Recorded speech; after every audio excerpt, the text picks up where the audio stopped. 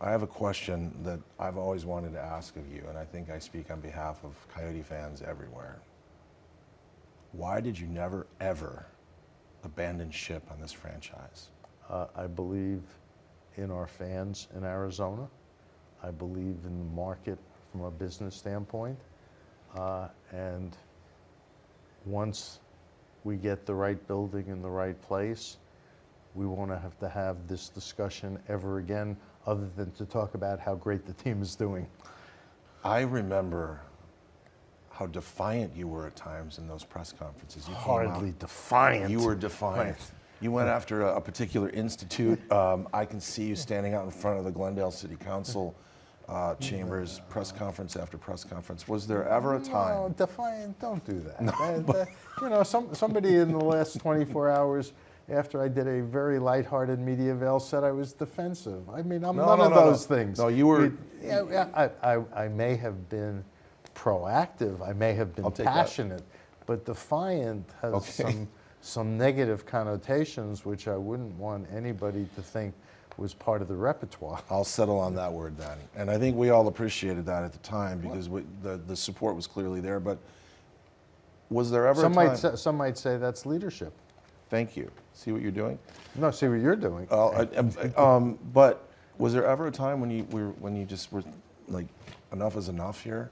I mean, No, it was never enough is enough. Okay. The most frustrating time was when the club was put into bankruptcy under the guise that we need to take a specific owner in and move the club to a specific place without the league having any say over it. It was also a proud moment too, because the Board of Governors stood up and said to me, okay, on your recommendation, we're going to buy this franchise out of bankruptcy and we're going to reposition it because we believe in this market, and also we believe that the most important things that any sports league can do is determine who owns its franchises and where they're located. What have you heard about the Mullet Arena experience? I've heard it's been sensational that everybody seems to like the experience. It's intimate, it's fun, the ice is good, the players like playing there. Let's remember, it's temporary. Yes. Okay, and by necessity, it can only be temporary. But as an interim solution, everything I'm hearing, and I'll be out in the next few weeks to see it firsthand, as an interim solution, it's going to be great. There's an organic experience that's happening when the teams that are coming through. Before we do that, let me just throw in one thing that most people might not know. And I know there's been some concern about this. The team did better in Mullet on opening night than it did in Glendale a year ago. Interesting. Right? It's also got the best ice on the planet. Everybody's raving about the ice. But the visiting teams are coming in with almost a predisposition of what it was supposed to be like, and they are in unison. Singing praises. I mean, and the locker yes. rooms aren't done. But NHL players are great. They get the big picture, and they're not pampered or prima donnas.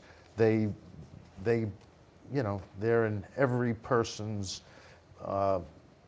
focus in terms of how to accomplish the objective. It's also, there's a nostalgic part to this when you're talking to a player who remembers that kind of a moment, dressing in that situation, playing in front of those intimate settings, trying to get to the big one. Well, it's kind of like what we do with the outdoor games.